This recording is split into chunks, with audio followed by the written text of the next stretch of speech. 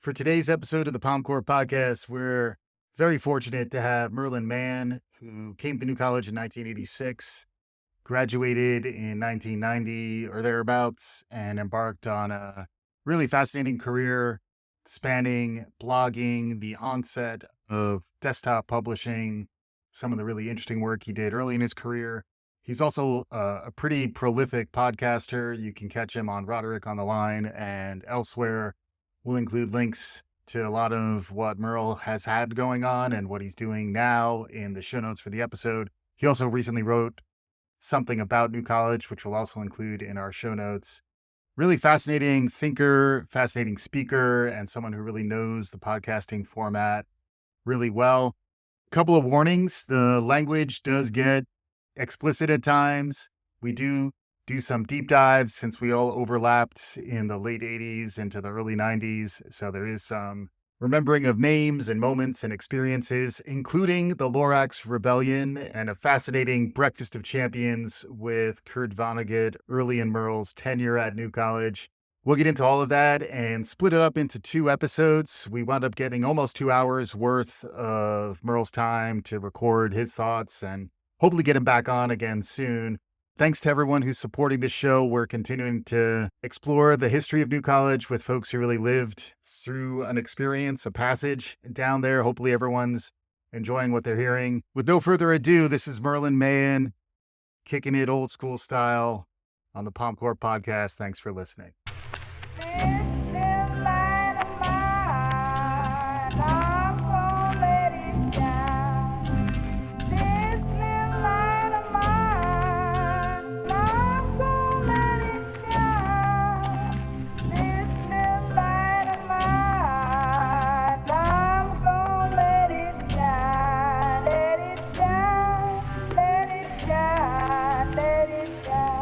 Welcome to the Palmcore podcast. Mike Palmer here, joined as always by Megan Citron and Grant Balfour. Welcome back to the show, folks.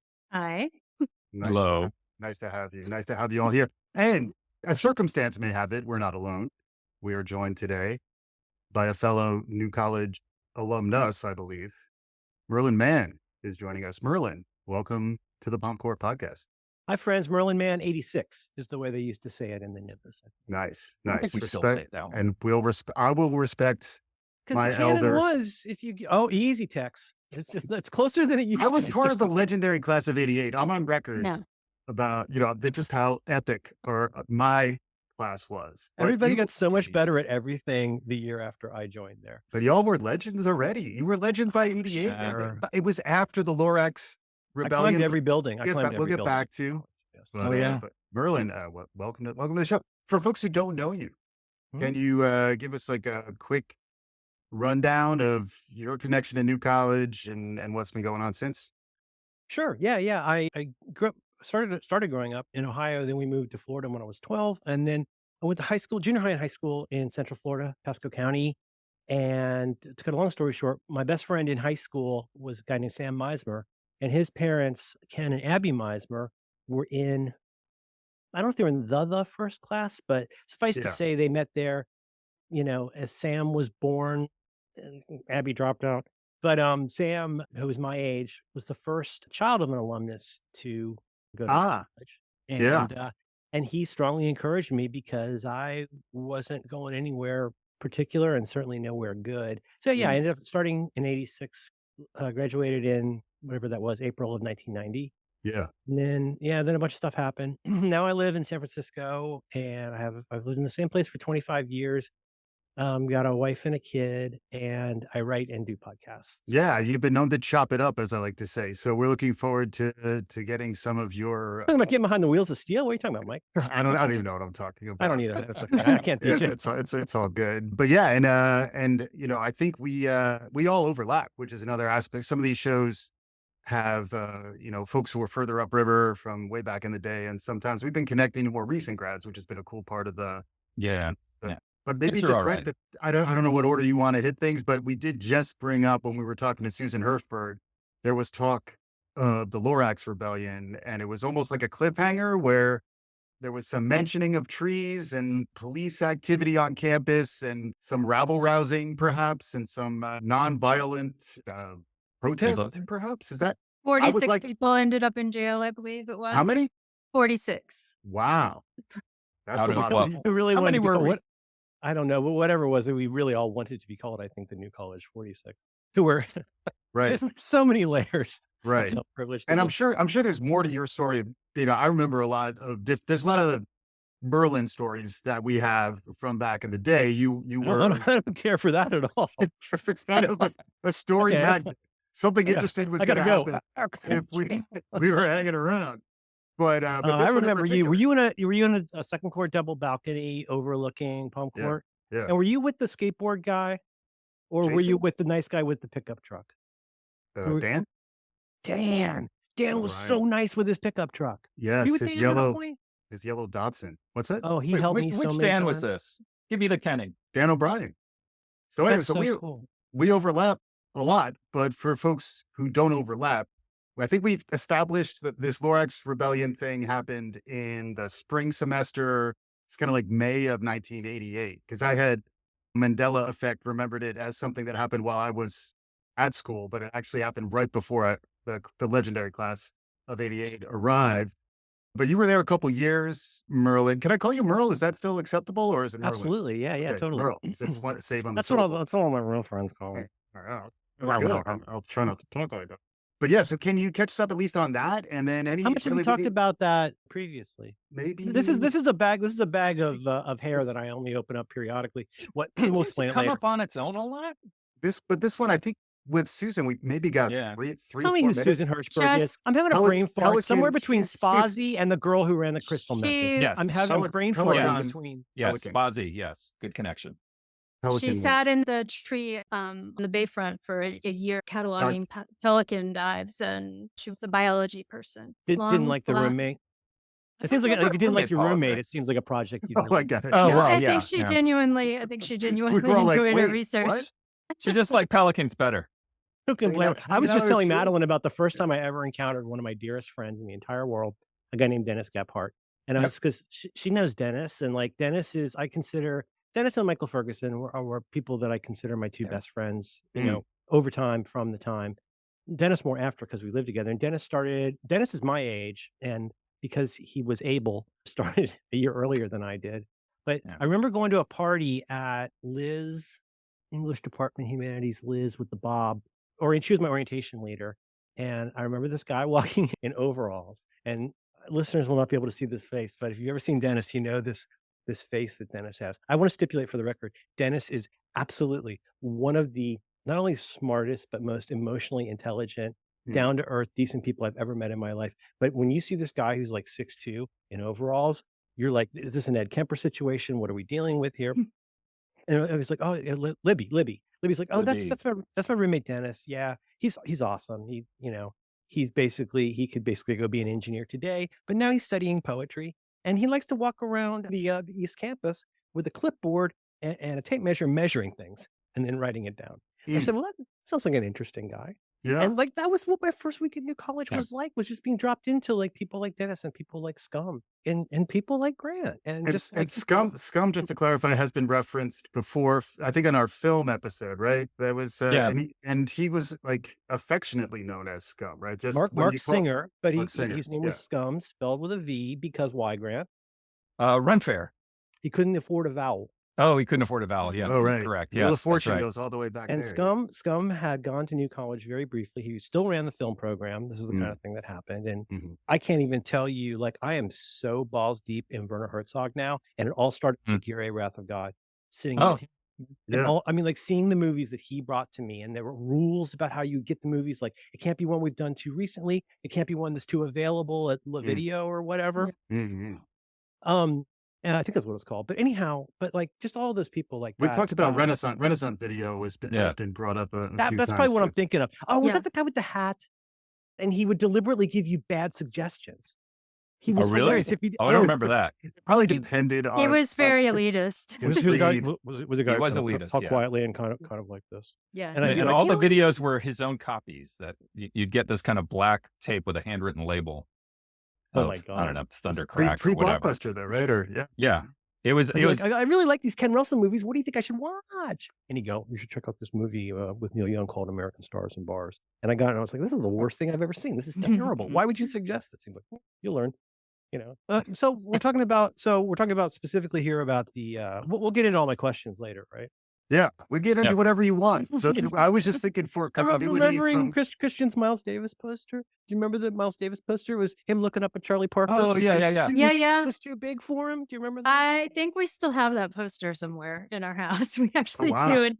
we part could of take a his break, bring it vision back for board. you. Maybe Ask, Ellen. yeah. all I I'll ask Christian if he remembers the guy who worked at Denny's who we called Ken Weaver. Ask him if he Oh, remembers Ken that. Weaver. And ask Okay. if he remembers when he wanted to paint something on the side of his car that said Lando's Ride. I do remember that. He wanted us to call him Lando for a while. I, I don't know. I remember that. Mm, I think there was that- even like an action figure on the hood, maybe. There's something on the hood. He made a Lando super mix, I remember. It was probably the first time I heard that as a thing. Like every time the name Lando was uttered in the trilogy, he Oh, mixed right, them right, together. right. Lando. So- And now there's like the Lando beef, right? Between old Lando and new Lando, which is a whole nother. Yeah, and also old Lando, you know, he's Sam Roderick on the line. He's in his corn right now. That guy's having a time and talking about Yeah. his life, and I think it's fascinating. I still think of him as the malt liquor guy. What do Yeah. I know? Yeah. I kind of think of him I'm as 60. the Scottie Pippen of Star Wars, but that's a whole nother. You like sports? Dude, He played basketball. I know who that is. He was with the basketball. Bulls team. Scottie Exactly. Pippen. Okay, Yeah. so we're Yeah. talking about the trees. It's such a, I don't know. Do you It's- remember how that started?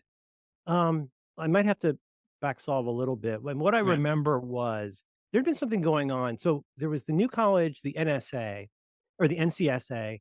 And remember there was the new college governance. There's like the one that Dave was the president of, Dave Dagan, who did manage to got that past Nancy and got that on his diploma. Dave Dagan, just to remember, a Nice. true legend. Got the quotes in there. Yeah. Then went to law school and realized he hated lawyers.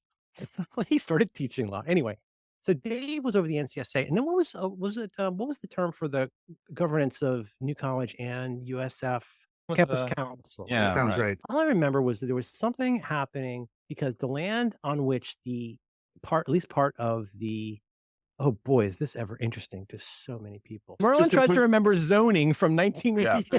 They wanted to put a road through, and all they Right, wanted to yeah. do was divert it by about They- 20 and who were degrees, they? and they just Who would were the they? Dave was airport, the airport. It was the SRQ. airport. And whose land were we technically on?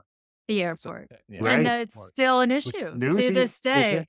Yeah, the latest news is the FAA has refused to let a land deal go through now. The new So- president. Is that in the Corker. FAA's remit? Yeah, Yes, they were it going to is. do a land swap between the university because the right wing, Because you got that guy. Oh my God, that terrible man.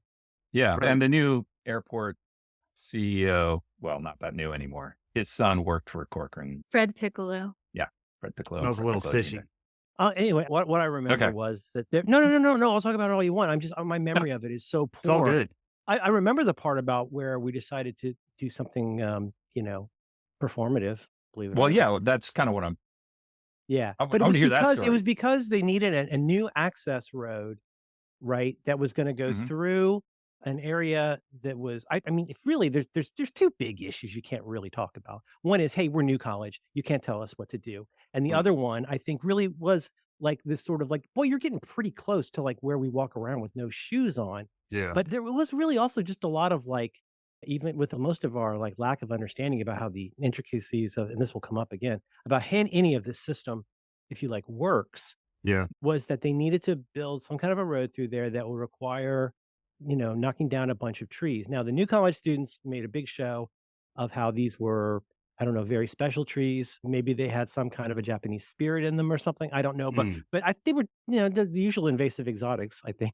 Yeah. Yeah, in Well, Sarasota. There was an oak tree there, I think. Yeah, Isn't I want to that say the that deal? there were oak trees, and part of the deal was, like many airfields in Florida, I think, Sarasota Airport was built on the remains of a World War II actual airfield, And military, that's how we get. Isn't that how we also got the and that's how we got the art sculpture? barracks. Yeah, right. And the deal is that the grove is where like people's sculptures that they didn't bring home kind of all wound up, kind of perched Ah. in the trees, and you walk through there. And I've got a couple things still around here. Like I'm I've just got trying to plants err growing on the side of being. So there's a lot of however art old in there. It's like Well, okay, these are all true things, but like all you need to understand my motivation to do it, Yeah. like, which is dumb, but like whatever. I I mean, mean, you're like 19, right?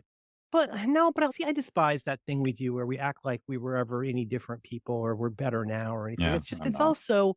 it's also basic and so American. Instead, it's like the thing I say and quote myself is that every day, whether you like it or not, everybody's doing the best they can. I guess my point is a little more like at 19, if you're acting like a blasé middle-aged man, you're not exactly Yeah, you're not really sucking harming. the marrow out of Dort Drive. Exactly. But all I would say is that, hey, that was plenty enough reasons for me. Yeah. Yeah. Was like, hey, you guys are, and they were dicks. Like Yeah. we were Yeah. we were interesting people who read books, and these were guys in suits with cars, and like I don't know, I don't want to make it too dumb, but Yeah. that was plenty enough. Was that combination of like, yeah, there's art Right. out there. It was that feeling of like, here's my impression of the whatever it's called, the Sarasota Bradenton Airport Authority, whatever it's called. Here's my impression of them. That's my impression of them. It was Yeah. like, Yeah. whatevs, we're Mhm. gonna do this thing. And like, yeah, and so I guess it got to the I'll tell you what another thing I do remember. Is it okay to use a cuss? Please. It is okay. What I remember was this came up last week when we were returning a rental car. And I like to drop facts on my family that they don't care about, which is every fact about me. But I said to my wife and my 15-year-old son, as we're returning our car, I said, you see that rental car place. I used to be in a band with a guy, two guys that used to clean cars, rental car returns at the airport. I think it was National. And Huh. who was the singer? It wasn't Evil. It was because Evil didn't do anything. But like, no, God bless him. Troy Winfrey has been a Yeah, guest but who was on who was the tall program. guy with the hair who played drums? We were in a band called the Righteous Surf Fucks with Yeah. a rock and roll Yes. umlaut over the U. It was a silly cover band, an excuse for evil, who I loved. Troy was so much fun. Yeah. And like the legend of him and John in that horrible second court room, which I lived in a year later. Did But you clean it the was walls? this idea of like, now we've done everything we can. People like Dave, everybody was trying to work the channels to like Mhm. kind of There's like do the this- formal. They then- hired lawyers. They went through. They were got trying to an get injunction, I believe. They were but trying to get it. Yeah. Yeah. and I Yeah. think Got an that the injunction, airport. and it was like a matter of I'm 2 open to days. hearing more about that if you remember more about that. I just read the newspaper article about it. Okay. So they said they got an injunction. They were supposed to wait the weekend. And then I think the airport did what they always do in these situations. They're like, let's just cut it down right Yeah. now. Right. It was Prague all over again. They just rolled the tanks. Like Yep, we knew exactly. that given day, we knew that the bulldozers were coming. And Susan, I mean, it's funny, but not funny. She said that, everyone thought she threw herself in front of the bulldozers, but actually she had just tripped and fallen Yeah. in front of. and thus the legend was that's so much everybody's life. Yeah. Yeah, I meant to. Yeah. And so the idea was that I remember at something very early by Righteous Surf Fuck standards, we were going to play a concert. We brought our equipment out in our national rent-a-car shirts that Dave had stolen for all of us.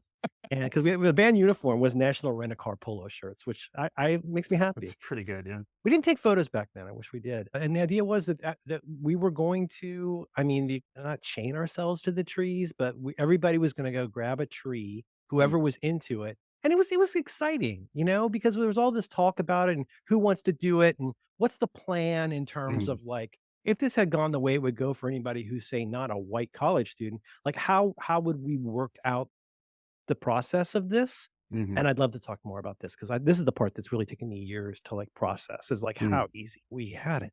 Yeah. But that was the idea. And that we're going to make the cops have to like deal with us and get on the news and stuff like that. That's Right. And it was sometime probably mid-morning or so. I remember that. And I don't know, there was something kind of odd and sweet and surreal and a little poignant about it. Like seeing these little skinny, like 18-year-old girls, like putting it on the line for this thing. And, whatever. It's not, it's not like, gosh, like a huge self-sacrifice, but people cared. We all cared. But the thing I can say without a kernel of corn is like, I care so much about New College. I kind of can't stand to look at it, to be honest.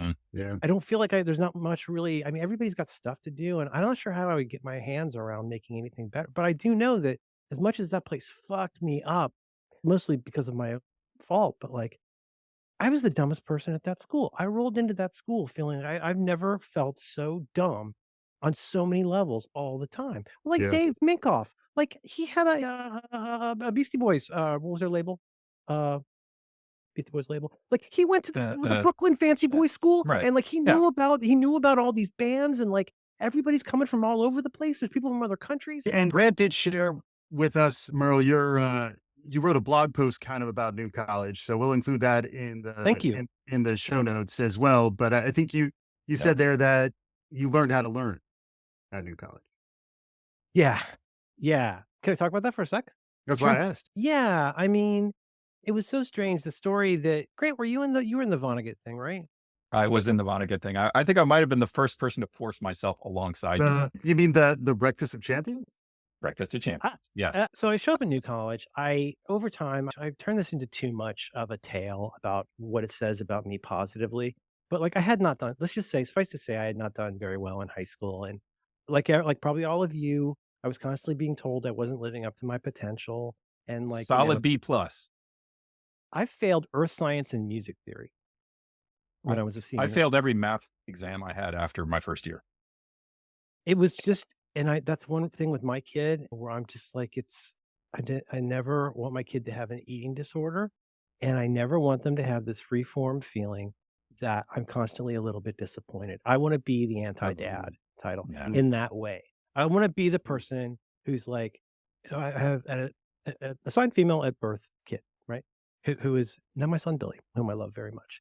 And I just remember thinking the whole time, this kid's entire life, there are going to be opportunities for people, particularly men, to tell them how they're lesser and to find ways to undermine without, I mean, this is Grant. You remember the shirt? This is hegemonic ideology. I get you to undermine yourself and then I don't have to do it. If I get you to doubt yourself all the time and wonder if you should eat that and wonder if you should be here, how you're dressed and whatever, like it's cliches, but it's true. Our society loves crushing people who don't want to be crushing other people. If you're into crushing other people, there's a hierarchy and you can move up. But I just always thought like, I want my kid to be weird on their own terms and neurotic on their own terms. And I can't even begin to tell you how difficult that's been for me. Cause I want the kid, unintentionally, you're like, yeah, well, you're not going to watch that. You're going to watch this and you're going to read this X-Men, not that X-Men. And like all those ways where like, I will not have bad media in this house and you are not going to be a dumbass. It's simply not permitted. And for our listeners, Merle is wearing I believe it's a Fantastic Four. That's Fantastic Four. Shirt. So just the comic book reference makes a little more sense. Alex Ross is doing some great covers.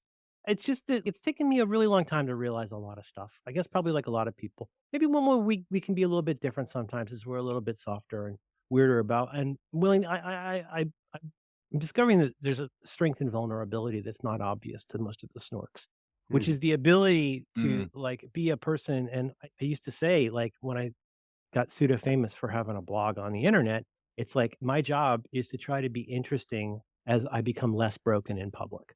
That's what I try to do. And I don't want to make a show of it. It's not like any kind of like, I want to lose this much weight or I want to like memorize this many numbers or anything, but it's more like you have to undo so much. Back to that little thing I wrote. I did not realize how much Florida was in me. And I don't mean to be unkind to all my dear friends in Florida, but Florida left a mark on me because there's so much stuff that I have been taught, partly because of how my family was, about how the world is that comported very nicely with how Florida happened to be. And Florida is a giant crushing machine for a lot of us. I have a lot of issues at this point with trauma and authority that it's taken me a very long time to unpack. And I've just realized that we need to make room for people who don't fit into that dominant paradigm. And we need to make space for that. And that's what New College was for me, even as I failed at so much of what I did at New College, where I didn't know how, hadn't learned how to learn when I went to New College. And that was the beauty part, was by the end, I felt like, you're like, oh, I get it. Like I have to learn how to Kobayashi Maru my way through a lot of life. I need to make decisions to which there is no best or good answer. There's the answer that you can live a little bit more with. And sometimes that means I'm not going to read Dykstra's story this week because I've got to finish this writing thing for Jan Wheeler. And like you have to do that constantly in a way that is actually, strangely, a pretty good lesson about life. If you're reading 1,000 pages a week and have to do something intelligent, pseudo-intelligent, write an ISP project about Descartes' concept of God, what am I doing? What am I doing? Well, I'll figure it out. I'll go and I'll get my way through this. And like, But that's what the liberal arts meant to me in that case. I did Mhm. not benefit from the chance to learn these things alongside science and math. I just didn't have it in me. Mm. But like, I feel like so many people, I'm guessing or I'm projecting that that was part of the beauty of that, that's so difficult to reproduce. It's so difficult to reproduce a set of circumstances where weird people who might not thrive otherwise have a place to become weird on their own terms, maybe Mhm. in a way that society might even find useful. You never Mhm. know. Yeah. And that's what I meant by that. And the Vonnegut story was just that oh boy, was this was such a dust up my first semester was that and actually what's her name? What's her name from the Crystal Meth? What's her name, Grant? Which crystal Uh, meth? Which the Crystal Method. The woman who edited that, she led this thing where people were so mad because pretty much the entire speaker's budget for Mm. right? academic Yes, semester, first semester of 1986 was going six. to go to pay the very old white male author Kurt Vonnegut to come to campus. Now, if it had been Ah, anybody else in the world, this smells of Stanley Fish nowadays. Yeah, oh, what was his deal? He's He's like a a professor at New College right now. guest. Yeah, Stanley Fish is at New College? yeah. yes, Yes. Presidential scholar scholar. Yeah, for Hey, exactly. is he like linguist, semiotics? yeah, kind of, yeah. Hermeneutics. That's your English. word, Grant. I learned Yep, hermeneutics from you. hermeneutics. He's just there because someone invited him. It Yeah, wasn't about his sole yeah. It's a, justification. It's pretty not much, because yeah. he's not a five-tool player. For That, you, Mike, he's He's a regular teaching Dave Concepcion. he's teaching a class called How to Write a Sentence. Well, when I was when I was trying to write a book, he was on the same publishing label as I Oh, was. nice. His guy Huh. came out.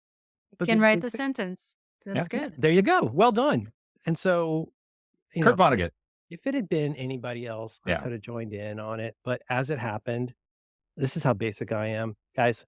Mhm. I grew up in Newport Richie, and the books available at our public library were like how to make vests out of pop tops from Coke cans, and 700 copies of Leon Uris's Exodus. Uh-huh. Like Yeah. that's what. And I had somehow discovered Slaughterhouse Five when I was Yeah. 15 or 16, and by the time I started New College, I'd read it 6 times. Now, a Yeah. lot of you probably read books 6 times, a million times. Ain't that many books I've read 6 times. Like that, and like second place would be Confederacy of Dunces. There ain't a lot of books that I've read that many times. Mm. I knew that book backwards and forwards, and it had, as anybody who's ever been subject to my terrible writing knows, was hugely influential on me. And So I'm it like, goes. this is Poti Wheat. Listen. But it starts with listen and it ends with Yeah. Poti Wheat. Mm. And it just seemed to me like, wait a minute, Kurt Vonnegut's coming here? That's wild. And I don't remember This is how your it started. first semester. First is that right? semester, and people kept saying to us in this way that if I heard this now, I would think it's bullshit. But they're like, you can go make your own classes and stuff if you can find somebody. So extremely long story, not that short. I go to A. McA. Miller, and I said, "Hey, this guy's coming to campus. Think we can have a class about Vonnegut?" And Mac, who at the time was probably smoking probably 3 cigarettes, had probably 6 beers going. You could tell how stressed Mac was by how many cigarettes he had lit at a time. And he goes, "Oh, we can do that." It's not Richard Nixon, but this is what Mac. Yeah. We it's can good. do that. But like, here's what you're going to do. Colonel. You're going to read all 14 books in 7 weeks. It is a module. You're going to read 14 books in 7 weeks. We're going to meet it was Cody, you, me, Rowan. Cody, you, me, Rowan. Who else? I think this is the group tutorial where I got a evaluation from Mac Miller that said So I from was that- saddled by, what was it, gnomic utterance with moments of brilliance, I think. Gnomic utterance was a wonderful That's- phrase. I got so many amazing Carried that with me. evaluations. One was like, you never want to come this close to unsating an assignment again. But Ooh. there was one that was like, Ow. he's saying like, but like you seem to think that Vonnegut, you apply or ascribe all these things to Vonnegut, but without the supernal influence. And I was like, ah. And then at one point he goes, "Isn't this part curiously like whipping a dead mule with misplaced rhetoric?" Wow. Yes. So we get together, I guess, once a week and talk about Sirens of Titan or whatever. And Cat's Cradle? Cat's Cradle's like pretty out there, right? Yeah. yeah. We read them all. We read everything up through, I think, did we read everything up through Palm Sunday, I think. Oh, Galapagos was a good one. Yeah, too. Galapagos. I think I it just just come out. started that. Yeah. They're How is it? really, I mean, he's still, do you like it? It's good. I literally just started it this week. That one might be my favorite, actually. Yeah. And like the way he shifted Really? to like you can go on YouTube now, which you couldn't at the time because Yeah. time. You can just see these wonderful talks that he does. Or there's a delightful documentary about him that I highly recommend. I think might be called Unstuck in Time or something, but Yeah. very He was good also, he bio. was great in Back to School with He Rodney was a King. great in Back to School with the great Rodney Dangerfield. But it was just a flyer to like say like, okay, I'm 19 and barely literate, and can Yeah. we do this? And boy, there were some books I skipped or didn't read super well, but we did it, and we'd get together and we got those evaluations. And then John Mullen, I don't remember to pay the electric bill, but I remember the name of the visiting speaker's head. I was like, hey, when he speaks here, is there any chance we can say hi? Long story short, he says, oh, Kurt Vonnegut, he's an old guy and he's tired and he wants to get back to the Hyatt. But he says it's a Friday night that he spoke. He said, if you come out to the Hyatt tomorrow morning, he'll take you all to breakfast. That's awesome.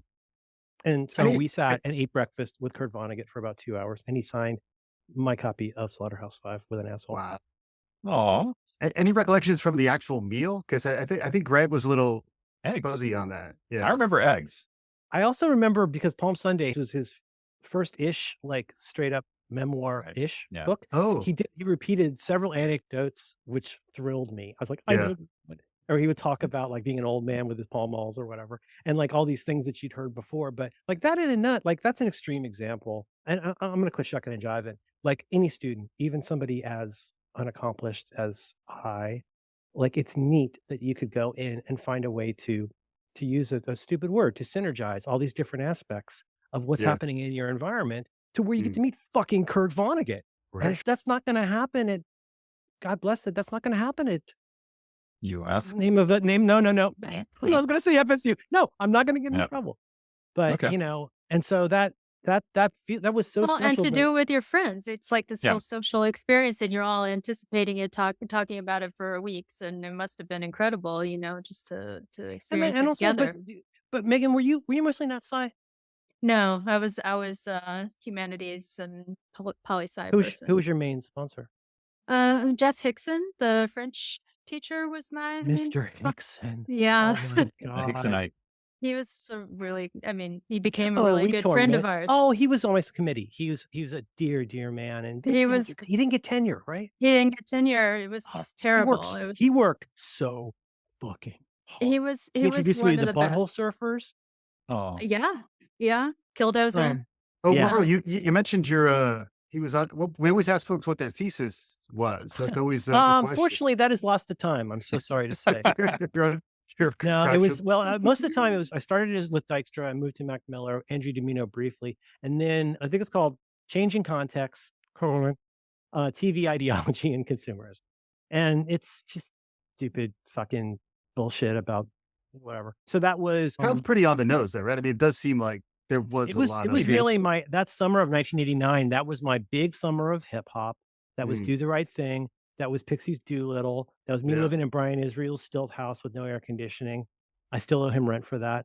And boy, did I watch a lot of infomercials.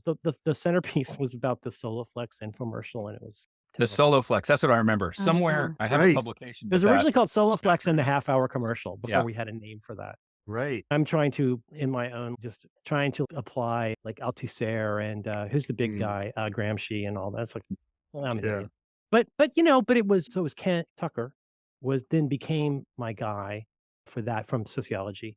And Okay. then it was, I think it was Professor Hickson, who Michael and I always called Mr. Hickson just to annoy him. And I think it was Andrea Domino, and who else am I forgetting? Somebody else, maybe. That was 3. You had 4. I think you only needed. Dykstra. I want to say Dykstra. maybe. Dykstra. Yeah, I want to say Dykstra was on there. Yeah. Too. And it was real easy. They were real nice to me. I think they didn't want to beat up on the idiot. So that was, ugh. Do you guys like your thesis? There's one chapter that I think is salvageable, and otherwise I cringe. But yeah, people have looked it up because I have a weird major. Hermeneutics. I mean, come on. You're still It's kind of such a cutting good edge. word. Everything in it was like recycled old papers, except one chapter. It's a struggle I've always had is this, and this became instrumental in the stuff I was trying to do to help people on the internet with my website, was like understanding this impossible. I used to refer to it as focal length, which is not a great description of it, but like in the creative process, you have to learn when to zoom in, when to be macro and when to be fisheye, and understand the trade-offs of each. Like, because when you're in fisheye, if it looks like a Hype Williams video, you see, quote unquote, everything, but it's Right. all distorted. Whereas Mm. if you go macro, you see something in great detail. Yeah, the idea is though, just think in terms of trade-offs. If you've Yeah, got a Canon with the basic lens, you can zoom I in see. kind of shitty, but you exclude a lot of other stuff. And that's the Yeah, creative process. you Is the focus. art of knowing when to zoom in versus when to pull back. Yeah. Is it really beneficial at this point to start over with a new outline? Or do I need to just sit down and write until something's on the paper? Like, Right. and that's stuff that I couldn't have had ears to hear that or access to thinking about that if it hadn't Right. been for my struggles in New College, thinking, well, there's a point in that Descartes. I remember Lynn Courier and I, we were up all night and like working on our ISPs. And I had a paper one time, might have been about Locke, but no, it was probably Descartes. And I said for Doug Langston, and I said, so who is this guy we call God? I still think about that sentence, and I thought it was funny, and I thought it was kind of meta funny, but it's not funny. It's lame. Like, why did Yeah. I say that? Like, I still think about it. Like other people that have conversations from junior high that run in their head. I remember this is curious. Isn't this part curiously like whipping a dead mule with this place? Yeah. Yeah. I remember how bad my writing was, and that's what makes me mad. I'm glad you brought up Doug Langston because I think he's a dark horse for most frequently referenced professors on here. Mac's way ahead, but Doug's That's gotten in not there. even fair. Doug's gotten in there. A I handful of just times. ran into somebody on Big C's way up Mastodon. there. I ran into somebody on Mastodon a few weeks ago who the guy was kind of throwing shapes that he was a New College guy, and you're never sure. And I was like, but he did make a reference to something. And I was like, and I clicked through. I was like, yeah, you were at New College in like the 70s. And Right. he visited Mac, who at the time of publishing was still alive. He was like, oh, do you know the still story about is. Ruskin? He's like, do you know the story about Ruskin? I'm like, do I know the story about Ruskin? Richard Holt and I left weed on his coffee table. And when we said, where'd the weed go? You know what he said? Oh, I cooked it up in the spaghetti sauce. Ruskin tomatoes. There you have it. So Merle, Megan mentioned this going in, your mugshot. Sorry. Your hair looked amazing in your mugshot. So we just kind of wanted to get into like what was going on there. Was there an infomercial? Was there? You mentioned shampoo earlier, Yeah, no. So you're looking for the 7 takeaways for my hot looks to steal? Give us a listicle. Yeah. There's a whole set on Flickr that I started creating 15 years ago called Merlin's Awkward Hair Journey. Because I've had hair problems. I mean, hang on, look at this. You still got a lot of hair. I mean, come on. Yeah. Well, I mean, when it's a Muppet, No you can shame. make it any way you want. Little flock of seagulls right now. I think I probably just needed a haircut, and it bears. There's a thing the great hair artist Jose Hebert used to say in the 19. Don't laugh, you don't know who he is. Remember Jose Hebert? Is he related to Fabio's hair? Fabio's hair. Yeah. It could be related to Fabio's hair, but there's a thing he used to say, and Kim pointed this out. Kim McShane pointed this out to me, and it's always stuck in my head. I still think about this all the time. He'd be like doing something with somebody's hair. And he goes, "You know what your problem is? You have 2 different haircuts." I think about that all the time, and it applies to life. It applies to look at this. I'm getting quite a look here. It applies to a lot of things in life, but I think I had 2 different haircuts there because, like a lady growing out bangs, I had kind of a situation where I had there was things happening here. This part's growing fast. This part's still happening. Yeah, and it makes it a little bit like Bon Jovi meets Mullen. People mentioned your essay that you wrote after the protest called "How Jail is Like Kindergarten." Oh The shit! list. Does that sound familiar to yeah. you? What Do happened? you remember? Post arrest. Like, do you remember more of that? Oh, I would love. Can we talk about that? Well, I want to hear more about that because I wonder. It might have been red beans and rice era, which is a thing where my famous felonious friend Dan Catalano had gotten some money, and we created this thing called red beans and rice. And actually, hey Grant, Was it a zine or? Well, yeah, it was. Grant, that thing I do. You look nice today. The thing I used to do. Yeah, we refer I to remember it as that. a journal of emotional hygiene. I stole that from Red Beans and Rice. Oh, It okay. was called Red Beans and Rice. I stole it from Catalano, a journal of emotional hygiene, which is, for some reason, it's always been such a funny phrase to me. We're talking about the jail. Is that right? Yeah, just You're in the jailhouse now. From the point of even the arrest to In the jailhouse now. They Was there singing? Harmonica, perhaps? There are some pretty but no, they put us in a thing and they took us there and they were impossibly nice to us. Spoiler alert, clearly somebody made some calls right to make sure that we got treated like the princesses and duchesses that we Yeah. Well, in the article, they said that you were like little children or something. Something to I would that say we effect. were like big children, but yes. And you were all bailed out together. Large. Like No one was stuck Yeah. in the Hooskow by themselves for a long I period mean, of I time. can't believe I'm going to say this because I never liked this guy. I wonder if Bob Johnson had some, if anybody remembers him Probably. from the time. Yeah. Yeah, he's your basic pork chop man and very well connected. And he looks like he's a man made of pork chops. When he was on, I had to deal with him when I was on the foundation. Yeah, he's one of those guys. Yeah, And then he's you bad. got your mugshot, you got fingerprinted, but besides that, Yeah, but like particularly I'm getting, eventful. I'm almost done. Yeah, they take us there. We go. They're like, there's food and stuff. And we was in, you were there, right, Grant?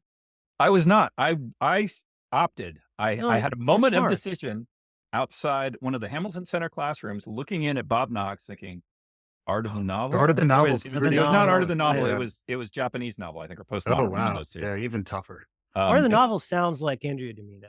Art of the Novel I did not take, which is I why took it I with became a Knox. hermeneutics major. But it was a I Bob had Knox the class. I Had looked the in the window. Domino. Go ahead. I looked over at the trees, and I'm like, do I go there? Do I go to the class first? Right. Could And you're you like, s- could you Right, see you're doing that thing people- where you're like, huh? I Could could you see- see I people could- being arrested while you were in Knox's class? Were you looking out the window? The angle wasn't right to Okay. see it, but by the time that the class was over and I came out, the sparsely attended class, I should say, it seemed like most of the action Everybody was still kind of everybody's done. still high from that Righteous Surf Fuck show. Yeah, Hey, did of they course. just do David Bowie's Ziggy Stardust in the style of Bauhaus? Yeah. Kind of. Yeah, Yep, yeah. yep. I had Domino's one, American Masterworks. Ah, That's where we read Moby Dick, The Ambassadors, and Absalom.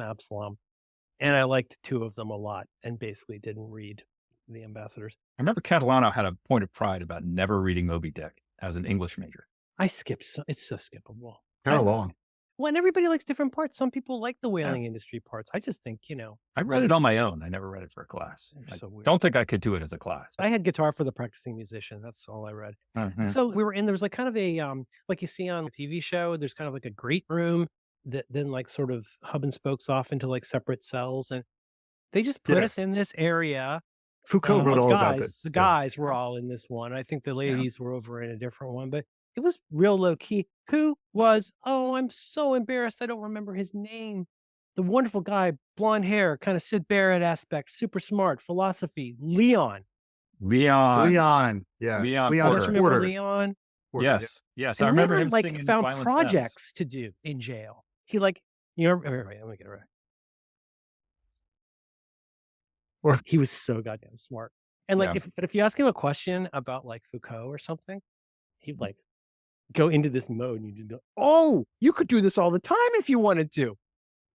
And he had projects, but people had things to do. And he was like, whatever, like it was mellow. There was not what we all at this point know about how people get treated in our carceral society was not- Yeah. Right. I didn't get any of that. Eventually they let us go by like probably like late afternoon.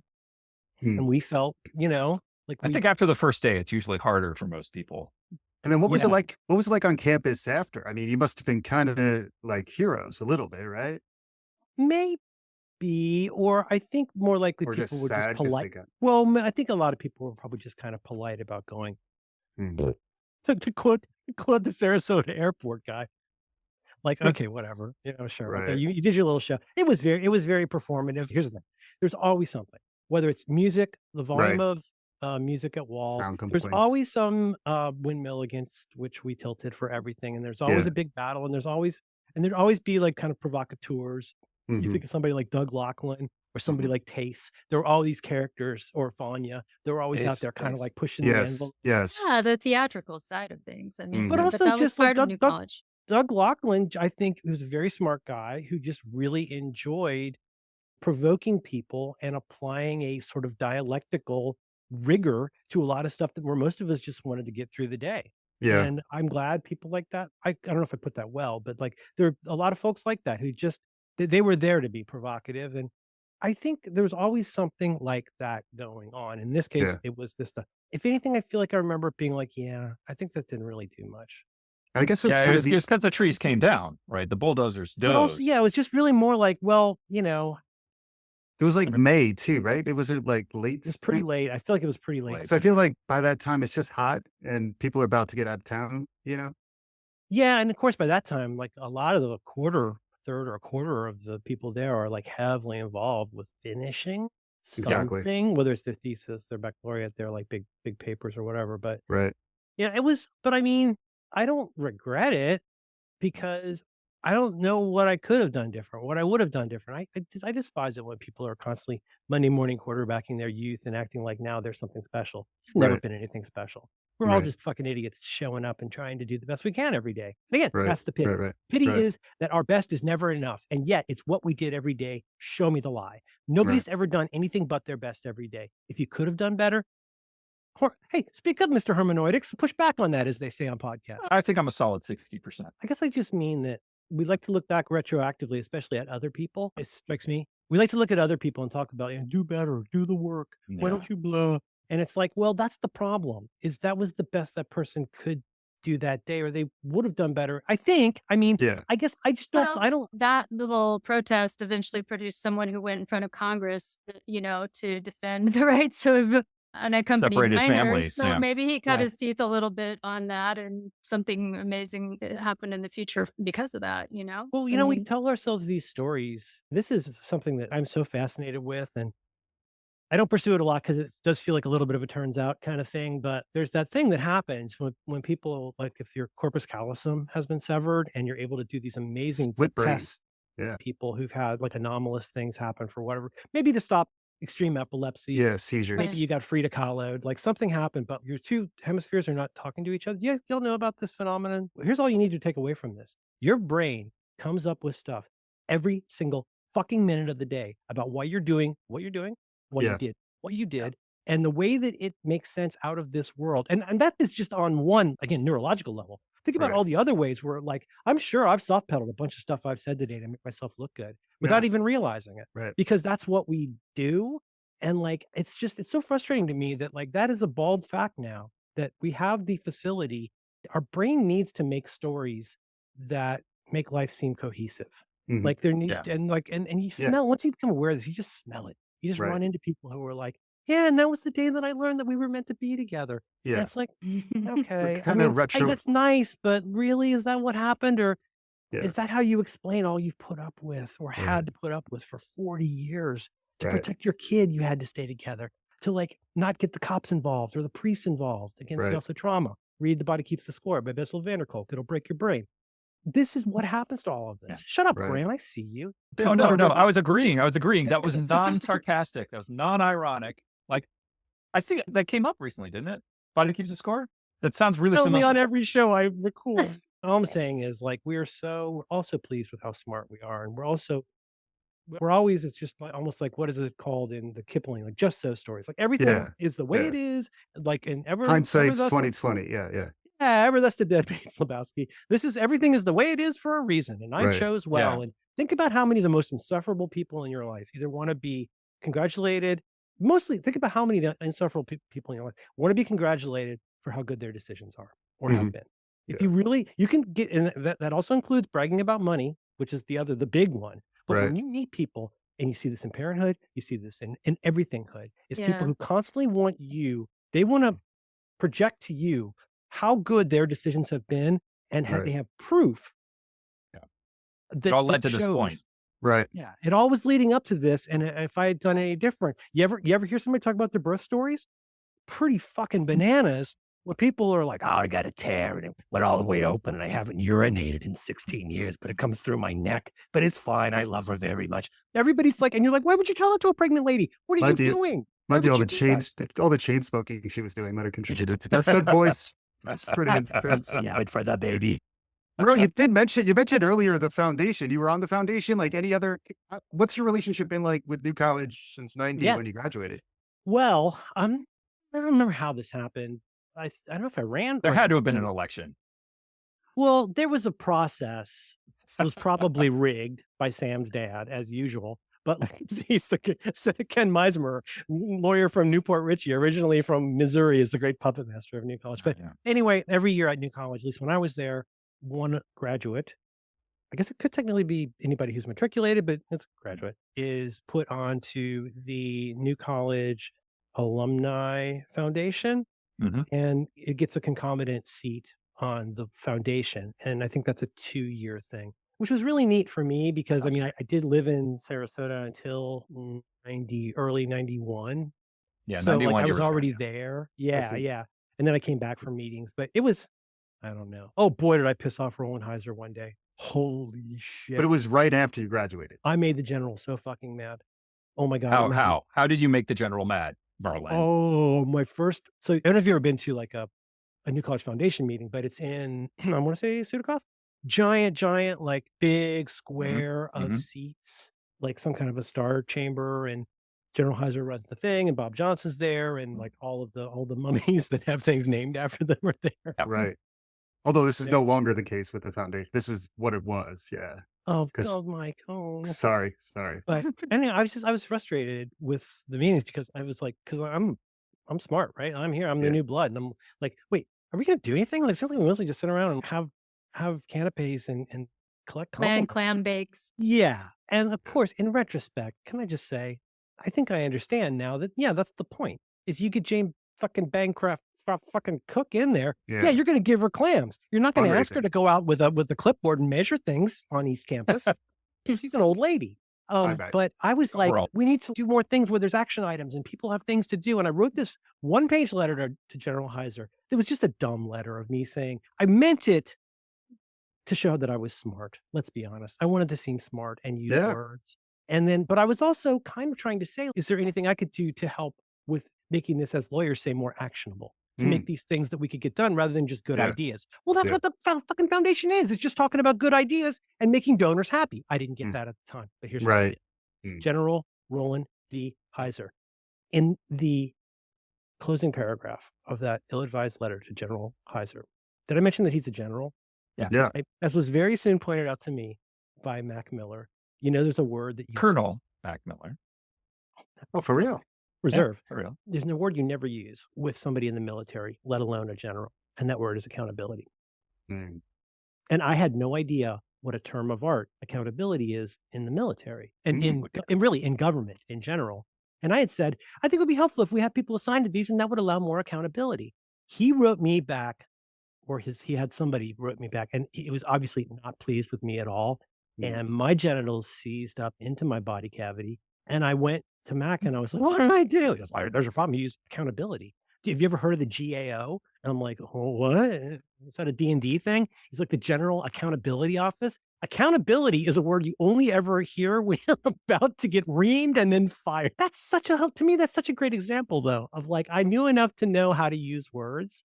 Yeah. I didn't know enough about, gosh, sing it along with me, context, understanding how important context is in adult life. I could have probably done that in a lot better way and not with a letter. Maybe I could have Right. gone to somebody that wasn't General Heiser. Maybe I could have gone to somebody like Sam's dad and talked about ways to like have a skunk works for this. But Right. I was learning how to learn, but I still had a lot to learn about how to learn.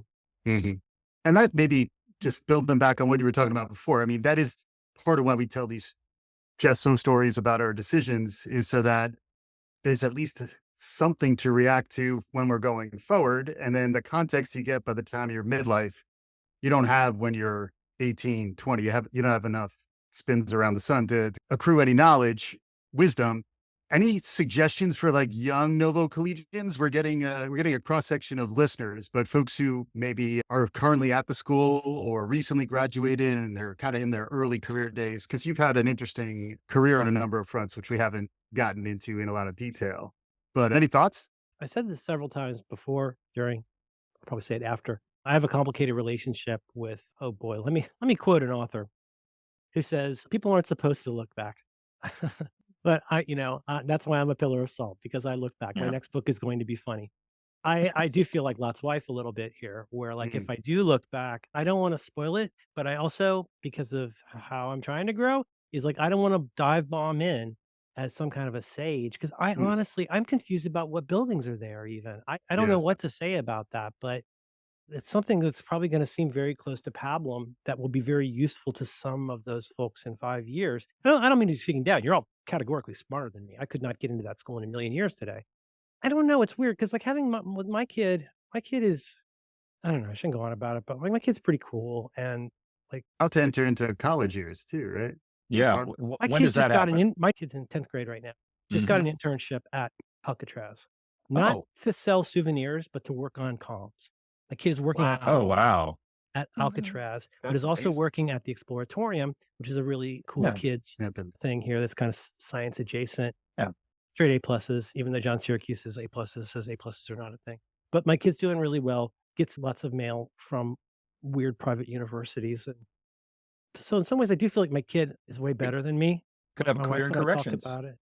Well, we show up with what we've got. You know what I mean? It's like we're all our own stone soup in some ways. And it's like, I just, whoever you are and however you got to a new college, this is really more for people in Florida, if I could say.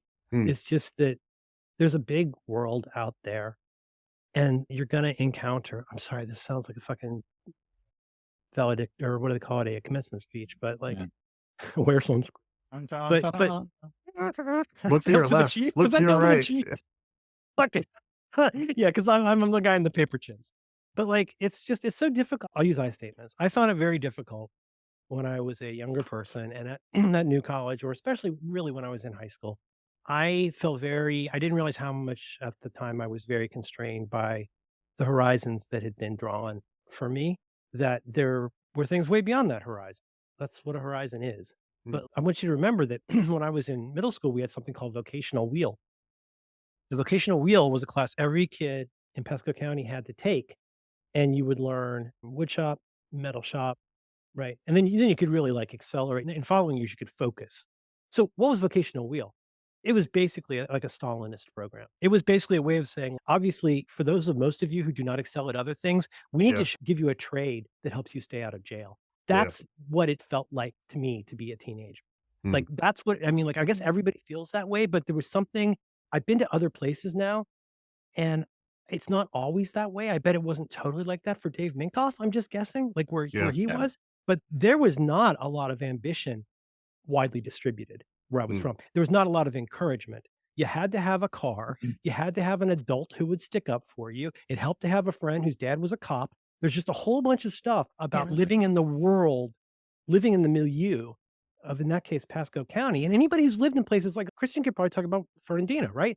Growing up in Yeah. these places, we all have these memories. One time I was with two cool soccer players. We got pulled over with weed in the car and we got let off. This is 11th grade. Oh And we man. got let off because two of the players on the team were twins and that cop was their dad.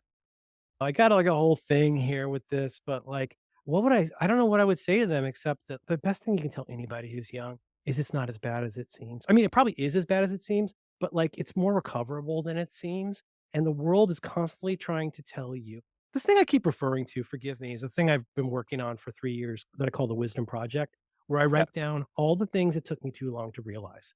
Mm. Forgive me, but as the band The Wrens says, every song on this record's hard won. Like every one of these is something that was really hard for me to learn. And be careful of people who try to motivate you with fear. Mm. Because A, that's all they've got. And B, they know it. If people could motivate you with something besides fear, they would. It's just that fear is easy, fear is fast, and fear is efficient. And we pass that on to our kids. We pass that on to our coworkers. We pass on this idea that traumatizing people and making them fearful of the world and of change and of others is a safe way to go through life. And I really felt that very heavily in Florida and didn't really realize it until I wasn't in Florida. Sorry, I don't want to be mean. Just don't let these people traumatize you into believing this world is normal. Don't Yeah. let them traumatize you into believing that if you're like deliberately cruel to people you've never met, that improves your standing in the society.